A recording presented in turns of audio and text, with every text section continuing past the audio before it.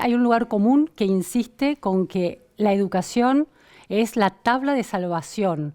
No importa si se trata de sectores populares o de sectores de medianos recursos.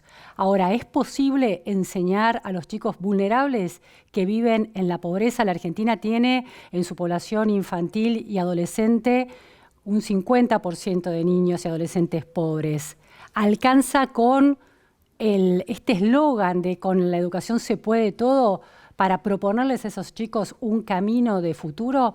Bueno, de eso vamos a hablar hoy, del efecto cuna a la hora de aprender, y lo vamos a hacer con un experto en educación. Se trata de Rafael de Hoyos. Rafael de Hoyos es doctor en economía por la Universidad de Cambridge. Durante muchos años fue economista jefe de la Unidad de Educación del Banco Mundial para América Latina y es socio fundador de Saber, una organización de la sociedad civil en México enfocada en la evidencia y en el aporte a los docentes, a los actores del sistema educativo para la mejora educativa. Muchísimas gracias, Rafael, por estar hoy en la repregunta. Muchas gracias, Luciana, por la invitación. Es un placer estar en tu programa. Rafael, bueno, la primera cuestión es: ¿la pobreza es destino? ¿La educación puede torcer ese destino o se necesita algo más que la propuesta de decir con la educación se puede todo? Mira, lo que mencionabas en la introducción como un lugar común de pensar en la educación como la puerta de salida de la pobreza, no es solo un lugar común, sino tiene amplia evidencia empírica para sustentar ese postulado.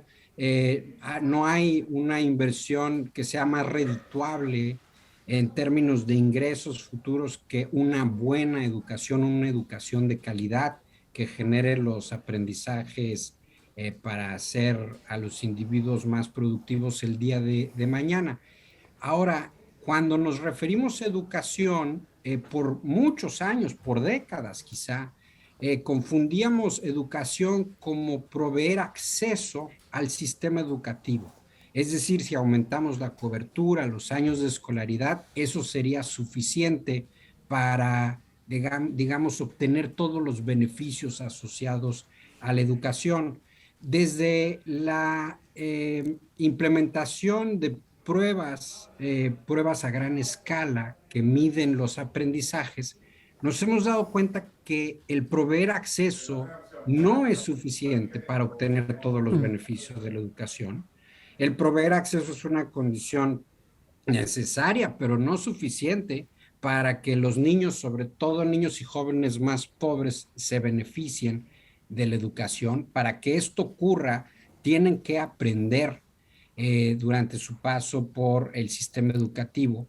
Y cuando digo tienen que aprender, me refiero a aprender pues las habilidades mínimas que nos permiten seguir aprendiendo a lo largo de nuestra vida productiva, como la comprensión lectora, habilidades matemáticas, utilizar herramientas, operaciones básicas como la suma, resta, multiplicación y división para abordar problemas cotidianos. Entonces, sí se puede mejorar las condiciones de inicio a través de la educación, siempre y cuando ésta tenga la calidad mínima necesaria.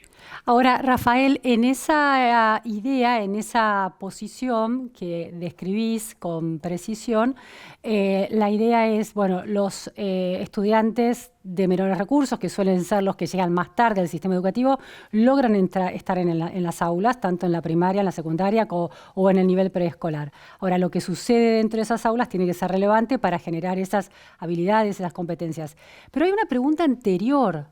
Es decir, hay una pregunta que se instala antes del acceso a las aulas. Un niño pobre o millones de niños y adolescentes pobres que en sus hogares no se alimentan bien, que viven hacinados en piezas, muchos miembros de la familia con niveles de estrés altísimo, cuyos padres se levantan temprano a la mañana, no los pueden cuidar durante todo el día, ni asistirlos, por supuesto, en las tareas de la escuela.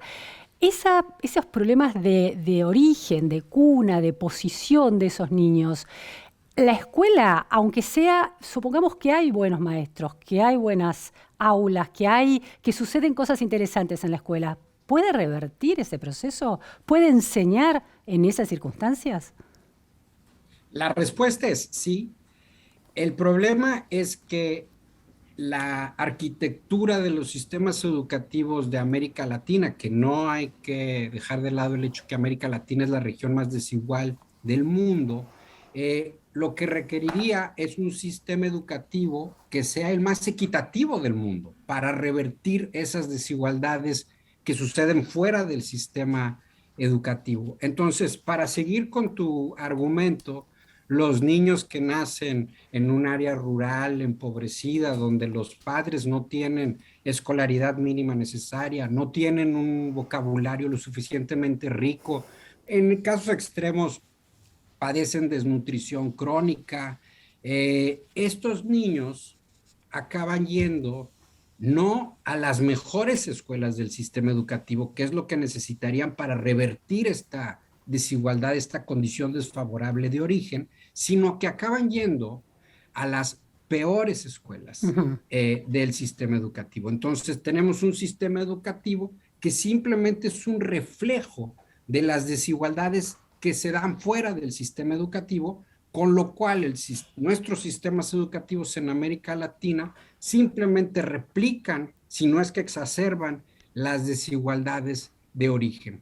Entonces, la respuesta corta a tu pregunta es sí, sí se puede revertir, pero tenemos que empezar por reconocer que a estos niños que pasaron los primeros años de su vida en las condiciones más adversas, les tenemos que dar los mejores insumos educativos, las mejores condiciones, y hoy por hoy le estamos dando las peores. Muy interesante eso, y quiero ir a un caso concreto, porque la gran cuestión es si un niño alimentado de manera deficiente, sin la contención afectiva necesaria, sin el acompañamiento escolar en la casa, puede, a través de un sistema escolar equitativo, revertir ese destino. Estás planteando que sí. Hay un caso que conoces muy de cerca, que es el caso de Puebla, en México. ¿Por qué es relevante en ese caso y cuánto tuvo que ver con la corrección del nivel socioeconómico de sus habitantes, la mejora educativa que se produjo ahí? ¿Podés contarnos el caso de Puebla? Sí, el caso de Puebla es muy emblemático y no es el único, afortunadamente, en la región. También está el caso de Sobral, en donde En Brasil. exactamente, Sobral en Brasil, en donde los encargados de formular e implementar la política educativa, lo que reconocen es que para que estos niños que viven en condición de pobreza y marginación puedan alcanzar un nivel mínimo de aprendizaje, necesitan más insumos, necesitan más atención, más recursos del sistema educativo.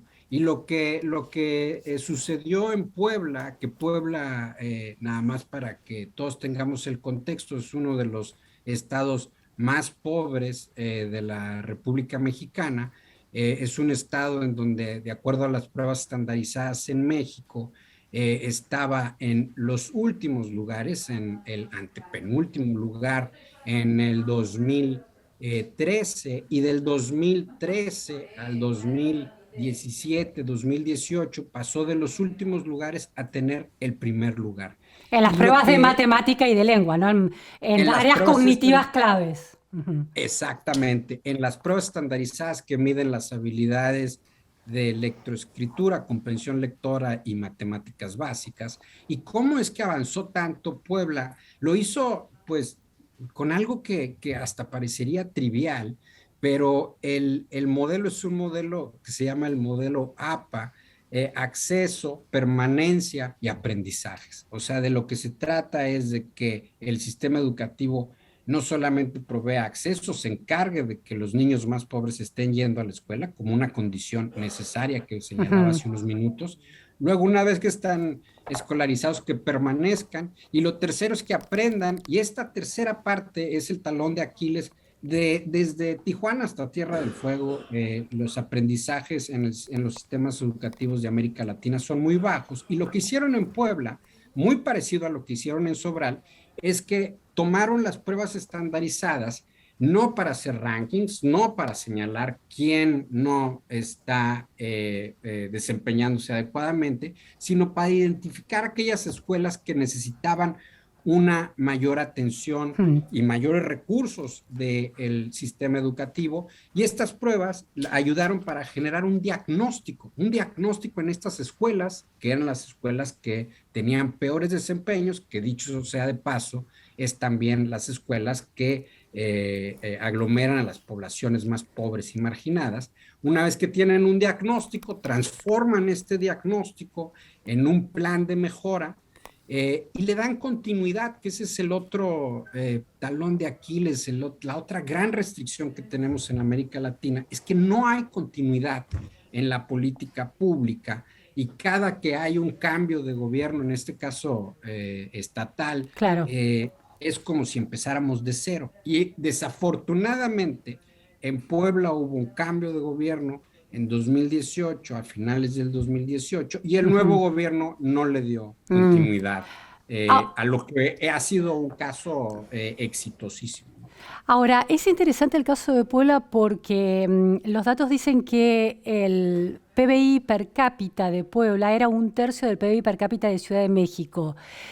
¿Cuánto de esa mejora educativa tuvo que ver con mejora de condiciones salariales o de niveles de pobreza más allá de la cuestión educativa? ¿Hubo alguna variación en eso para que eso influyera en la mejora educativa?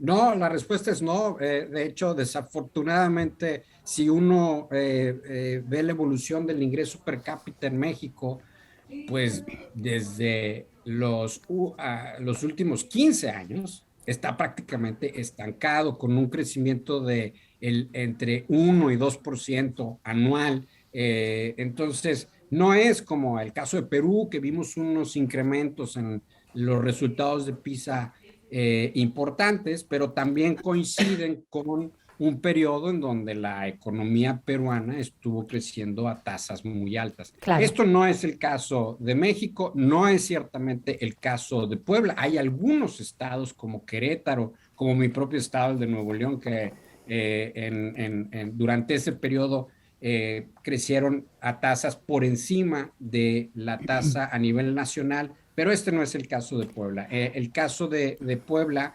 ni en niveles ni en tasa de crecimiento se puede decir que ha sido un éxito desde el punto de vista económico, pero en el plano educativo, claramente que el caso de Puebla es por mucho la mejor experiencia que hemos tenido en México en los últimos 10, 15 años. Rafael, esa experiencia de Puebla y esos casos como el de Puebla o el de Sobral en el estado de Ceará, cuya capital es Fortaleza, no suenan, los argentinos no suelen conocidos por eso, en Brasil, esos casos permiten sacar algunas conclusiones en relación a que este efecto cuna, es decir, el origen socioeconómico de un estudiante, de un alumno, la pobreza en la que nace o no necesariamente condiciona su derrotero educativo si hay un buen sistema educativo que funcione efectivamente a la hora de enseñar y que los estudiantes aprendan?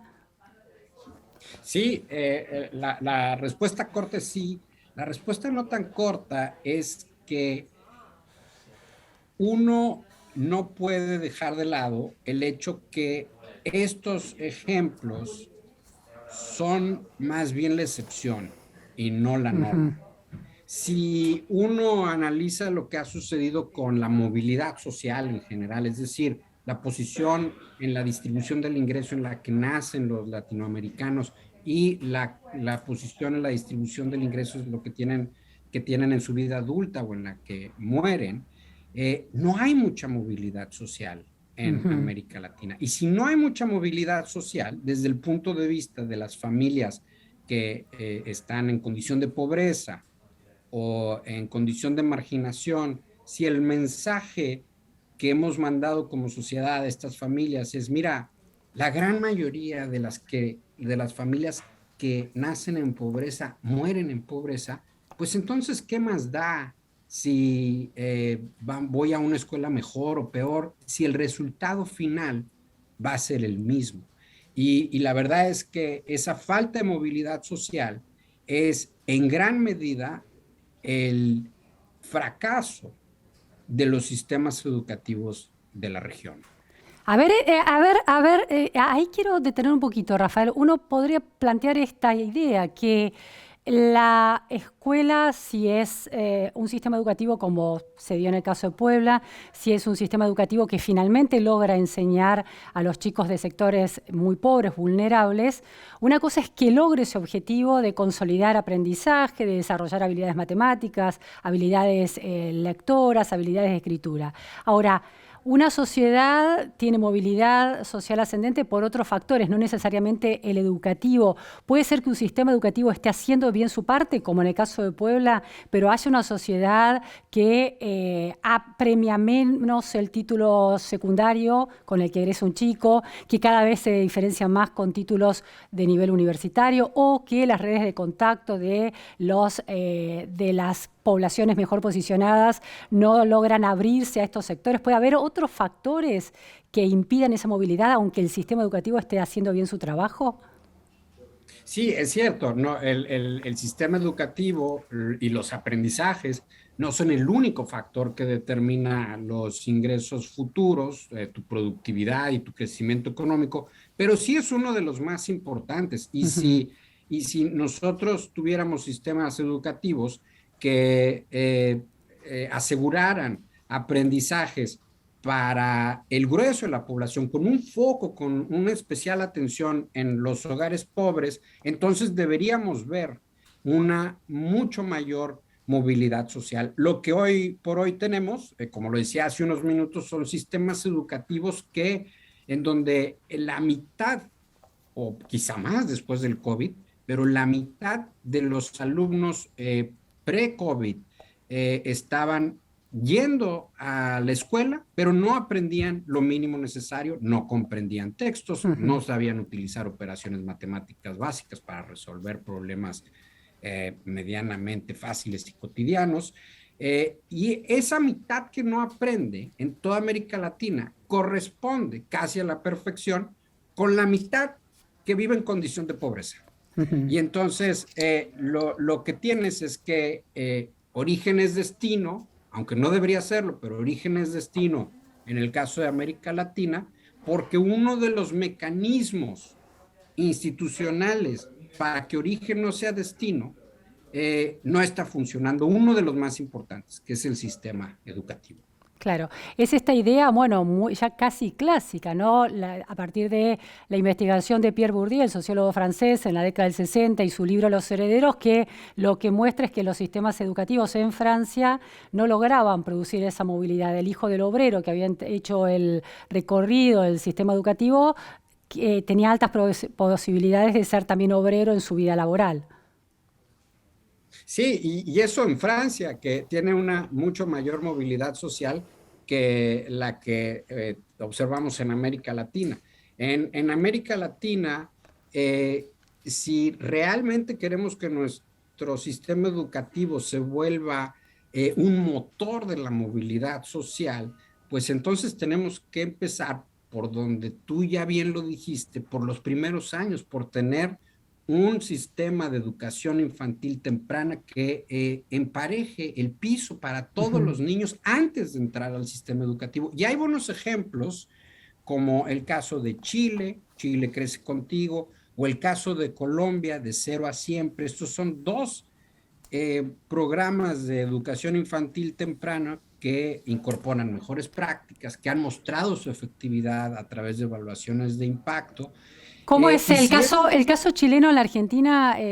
Chile siempre es un país interesante por los sesgos y los prejuicios que hay en parte de la opinión pública respecto de Chile, con esta idea del modelo neoliberal heredado de la dictadura de Pinochet, pero que ha mostrado resultados de reducción de la pobreza enormes, por ejemplo, o mejoras educativas muy interesantes. ¿Cómo es ese caso del preescolar de este ejemplo que estabas dando en Chile, de este programa que mencionabas?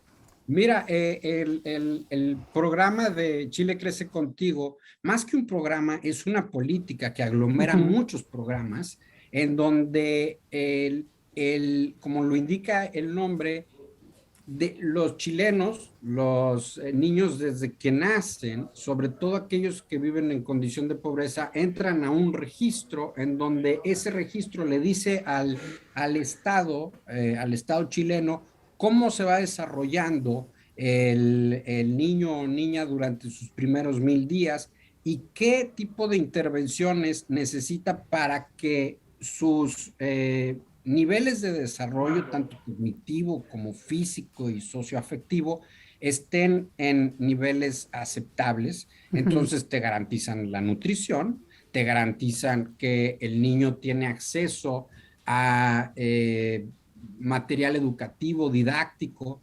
garantizan que haya una trabajadora social que visite Claro. hogares, sobre todo hogares en condición de pobreza, para que la madre sepa la importancia de tener una interacción con el niño o niña, a verlo a los ojos, darle la importancia de la lactancia materna.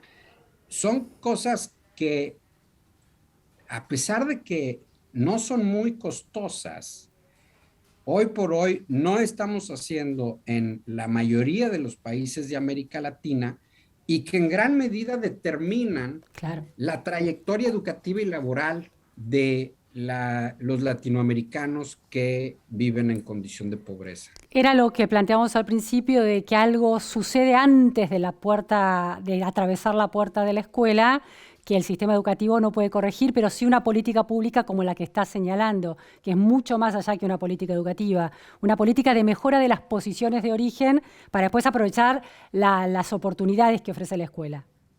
Exacto. Ahora, tampoco hay que ser determinista. O sea, el hecho que no hayan recibido una educación infantil temprana de calidad y entran al sistema educativo con estas deficiencias de origen, no significa que no puedan revertirse. Es mucho más difícil revertir estas deficiencias de origen cuando no se ataca el problema de raíz, pero no quiere decir que no se pueda. Y por eso el caso exitoso de Puebla y de Sobral. En Puebla no tienen una política de educación infantil temprana y sin embargo pudieron Claro. revertir estos resultados de aprendizajes bajos.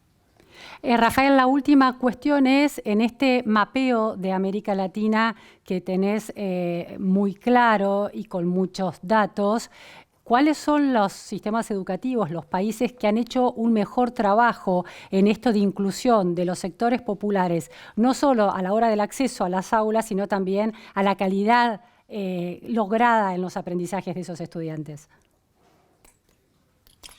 Mira, cuando uno lo ve en términos de los cambios en el tiempo, eh, yo podría señalar Chile, y digo los cambios porque los niveles de desigualdad todavía son muy altos comparados Claro. con otros países, como por ejemplo Argentina o Uruguay, en donde el contexto en el cual está inmerso el sistema educativo, el contexto chileno es más desigual que el contexto uruguayo, por ejemplo.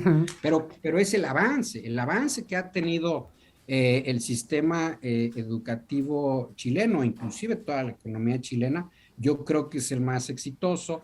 El sistema brasileño también, si uno lo ve en términos de los cambios, es un sistema educativo exitoso, y no me refiero solo al caso de Sobral, sino me refiero a todo el sistema educativo brasileño, en donde tienen una distribución de fondos, una distribución de recursos fiscal que premia a los cambios positivos en aprendizajes, pero tomando en cuenta que las condiciones son distintas para los distintos estados en Brasil y promoviendo así la equidad.